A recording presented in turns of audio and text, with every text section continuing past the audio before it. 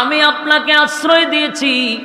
এরপরে আল্লাহ বলেন ওয়াওয়াজাদাকা আইলান ফাআগনা, তিনি কি আপনাকে পথ হারা অবস্থায় পান নাই? আপনাকে তো উনি সমাজে প্রতিষ্ঠিত হতে পারে না। এই সমস্ত ছেলেগুলা হয় টুকাই হয়, না হলে শিশু গ্যাংয়ের সঙ্গে জড়িত হয়, ঠিক নেই, নেশাগ্রস্ত হয়, কারণ তার কোনো গার্জেন নাই, তার পিছনে কেউ নাই। আল্লাহ হয় আপনিও তো এতিম ছিলেন, কেউ নাই, আপনার বাবা নাই, দাদা নাই, আত্মীয় স্বজন আপনার কাছে ছিল না। আমি আল্লাহ আপনাকে আশ্রয় দিলাম, আপনি পথ হারা হয়ে যেতেন, মানে এই অবস্থায় থাকলে তো পথ হারাই হওয়ার কথা।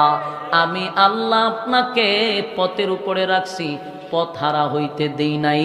জুরে কোন সুবহান।